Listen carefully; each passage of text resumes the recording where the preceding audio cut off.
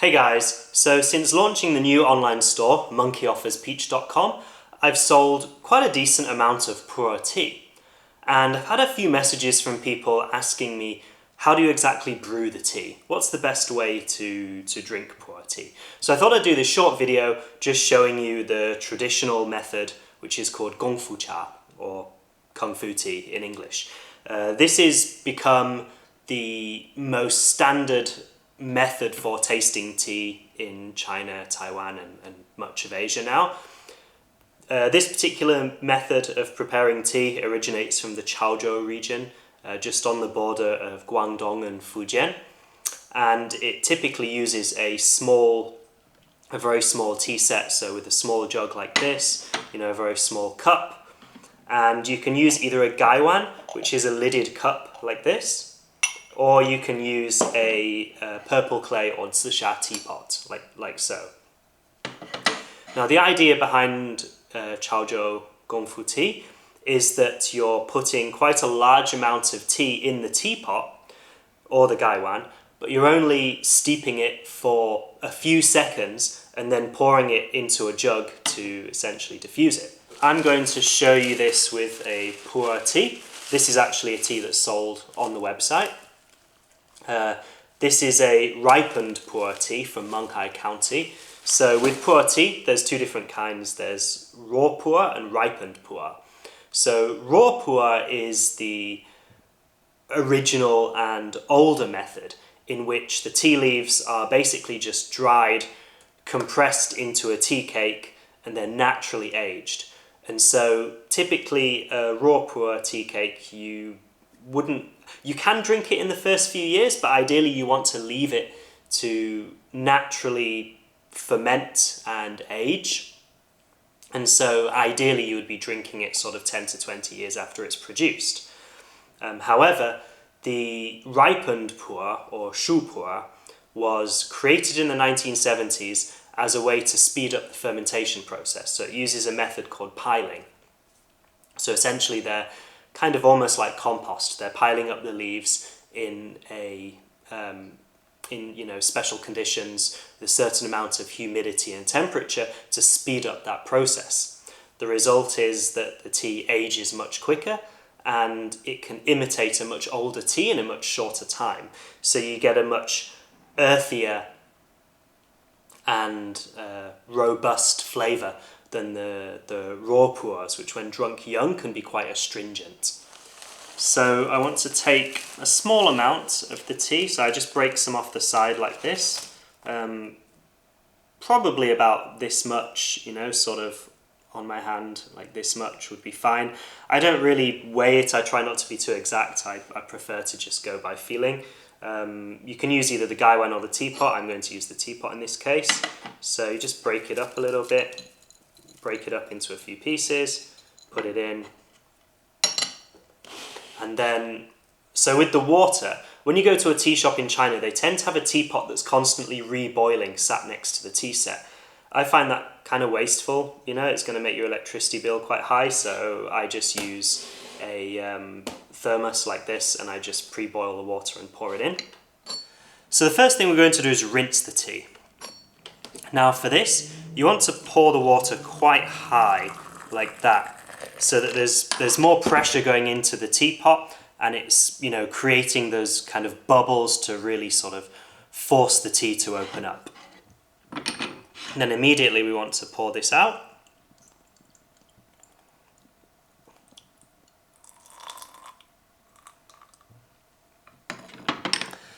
And this first rinse we typically don't drink, we just use it to rinse off the teaware. So this first rinsing is done because, we don't know how the tea's been stored, we don't know where it's been processed, it could be quite dusty, we just want to clean it off and, make sure there's no nasties on it. So we typically just throw the first rinse away. So now that the tea's been rinsed, the second step will be our first brew. So typically the first brew you want to pour the water in slowly and gradually. Like I said, when we're rinsing it, we're pouring it from high, and we're trying to create more pressure to kind of force the tea to open and to really take off any dust or anything from the surface of it. But for the second one, we want to do it low and slow to gradually infuse the flavour of the tea out. So for the first brew, you don't really want to leave it in long, really just a few seconds, sort of as long as I'm talking to you now. 10, 20 seconds, I mean maybe absolute maximum 30 seconds, but really not very long. With some teas like pu'er or maybe some kind of Taiwanese oolong or tea guan yin, something that's kind of more compressed, you want to leave it in for a little bit longer just to allow it to open up and the flavour to infuse. But with something where it's very obvious individual leaves, like a black tea or a Wu Yishan rock tea, you don't want to do as long because those leaves are already fully exposed and fully opened. They don't need so long to infuse. And then from there, we just pour it out into our jug.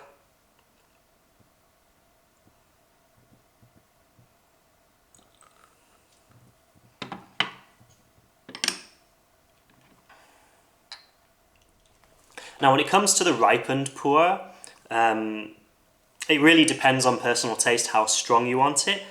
I tend to brew the tea sort of to this colour, so quite dark. I do like my teas strong. Some people would have it at a more golden colour, some people even have it completely black, looking like coffee. But I think personally this sort of colour is fine. I think it has a good balance of the pungent, earthy taste from the pu'er. It's strong enough to give a kick, but it's not sort of overpowering. So that's what I would go for, but you can try with, stronger or weaker brews, just, by adjusting the amount of tea that you put in the pot, or by infusing it for longer or shorter time periods. You can really just play around and try and get the flavour that you like.